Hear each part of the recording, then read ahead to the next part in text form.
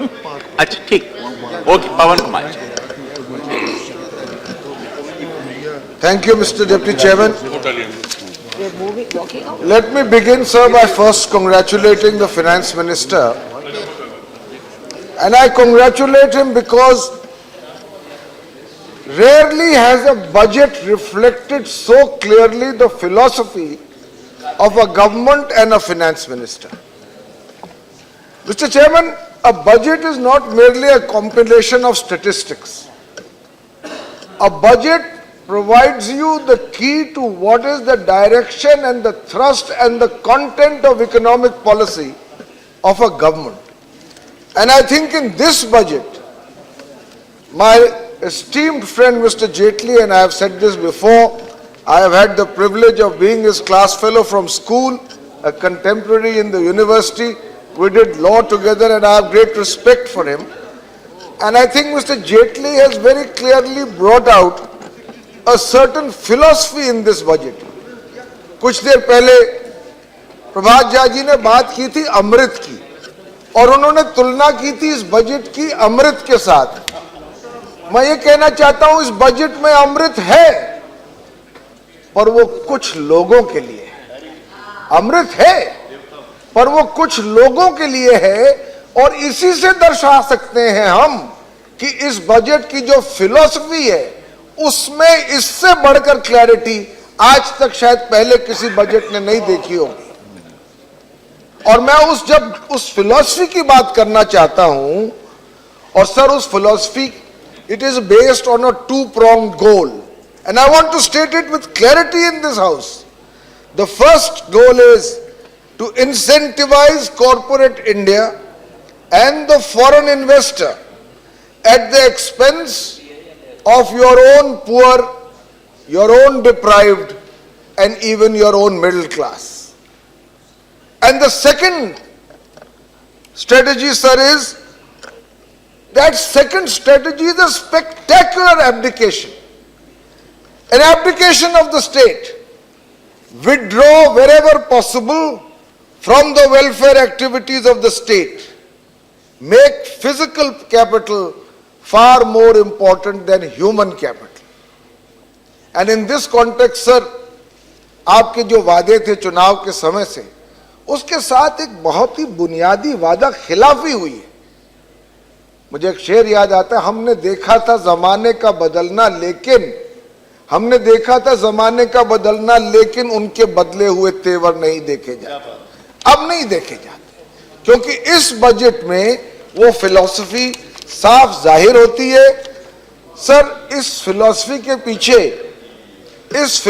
के पीछे दो अजम्पशन है, और एक पहला अजम्पशन ये है कि जो पूंजीपति, if those with money, sir I would like you to follow the logic of this, and I would welcome the Honorable Minister of State for Finance if he can rebut it, if he is not totally preoccupied in a conversation. I am addressing you, sir.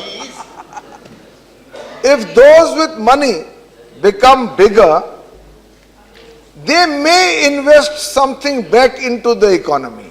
They may. And if the cake will grow bigger, there will be some trickle-down crumbs even for the poor, the deprived and the needy. पहला assumption तो ये है, और दूसरा ये है कि हकीकत में और वास्तव में the poor and the middle class don't matter. The poor can wait for 5 years. The middle class has already voted for the BJP in the last election. अब कुछ इंतजार कर लें. ये दो assumptions इसके साथ हैं. और सर, इस बजट से देखिए आंकड़े बहुत डिस्कस हो चुके हैं, और आंकड़े अब किसी को छूते नहीं. आप करोड़ों की बात करते चले जाइए, आप आंकड़ों पे ही जाएंगे, और उसके पीछे जो छिपी फिलॉसफी है, जो उसके पीछे जो एक्चुअल थ्रस्ट है, उस पे नहीं जाएंगे तो ये देश समझ नहीं सकता कि इस बजट का मकसद क्या है. सर, इस बजट में सबसे ज्यादा प्राथमिकता दी गई है इंफ्रास्ट्रक्चर को, and it's like a vision. National highways, industrial corridors, smart cities, digital India, mega power projects. I ask you, sir, where is the money coming from this? I've already said the hope of the government is pamper the rich so that they may provide the money. But sir, where are the rich going to also come into this kind of money? The corporate sector of India, sir, of which I am very proud, we are not anti-business. Let me clarify that with clarity. We are not anti-business.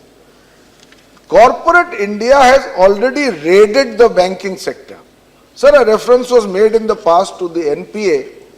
Rupees 18 lakh crores of failed PPP projects in the area of infrastructure are with the banks. These NPAs will be paid by the ordinary taxpayers, sir. So where is the money going to come back? I say to you today that this budget indicates the philosophy that now the public sector is going to be raided to facilitate the corporate sector by building an infrastructure which primarily the corporate sector needs most. And I want to say in this context, sir, that no one less than the Governor of the Reserve Bank of India had said recently,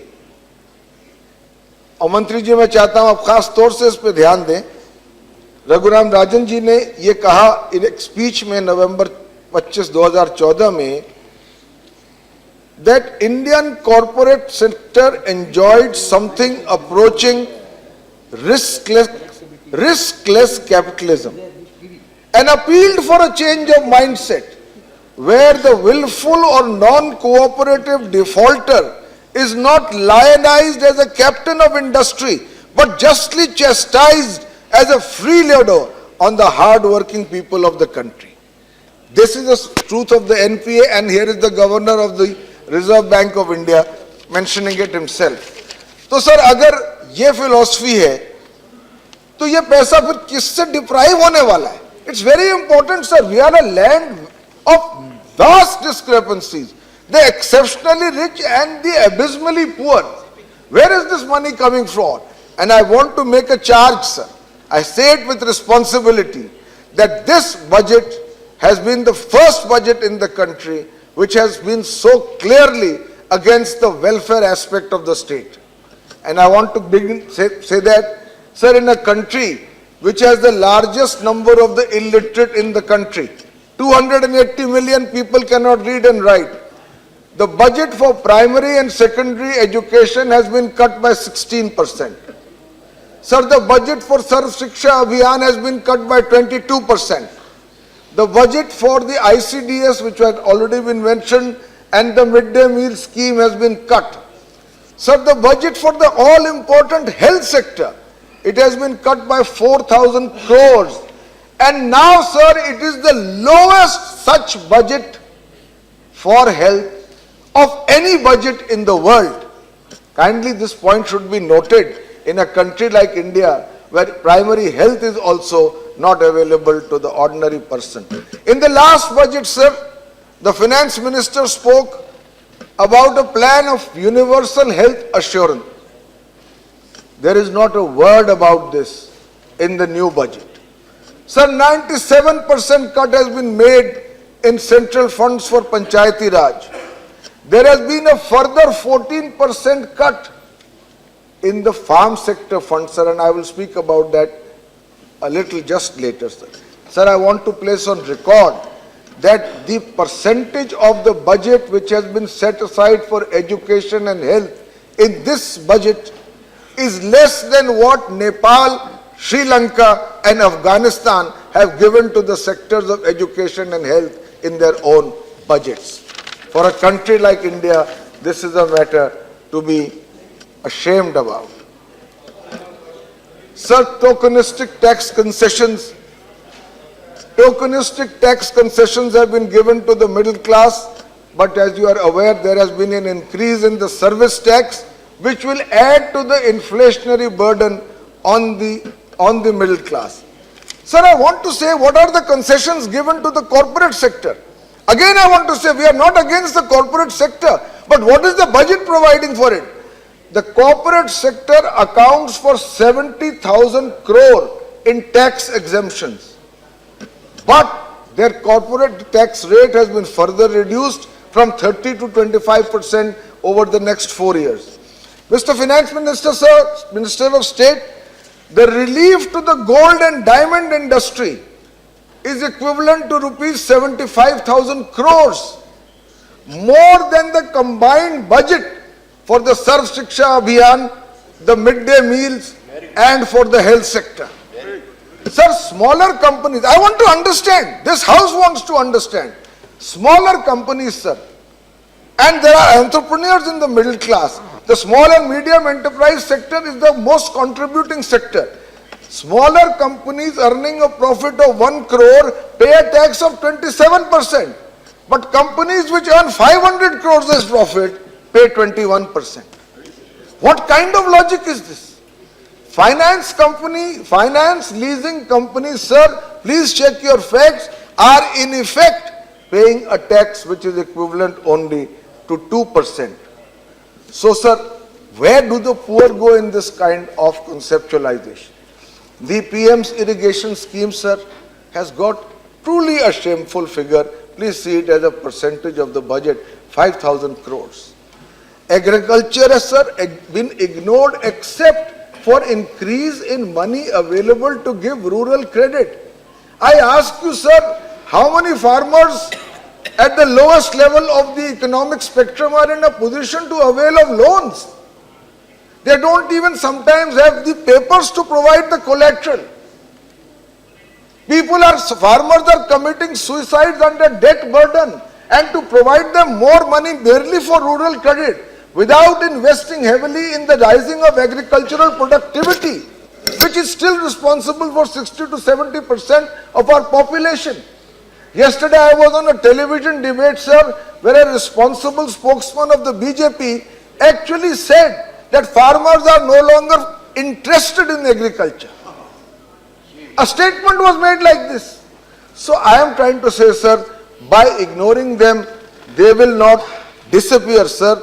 There are suicides, there is shortage of fertilizer, there has been a huge loss due to unseasonal rainfall, there is over and above that the land acquisition bill. So I want to say to you, sir, this budget is lopsided. Sir, also I want to bring to your attention, and my colleague Mr. Harivansh will speak about it in greater detail, that in this budget there is no balance in terms of holistic development of India. The least developed states have been ignored. He will bring out the facts more clearly on that.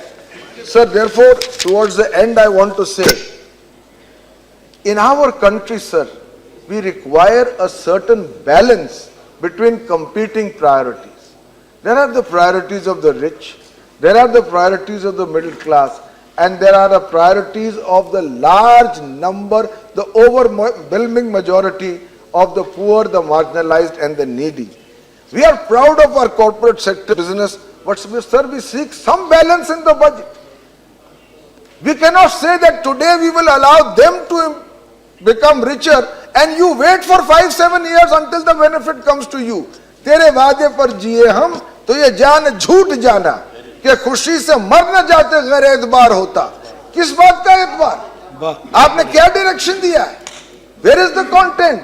So we believe, sir, that there must be growth with justice, growth with equity, growth where the interests of the entire population is taken into account, sir.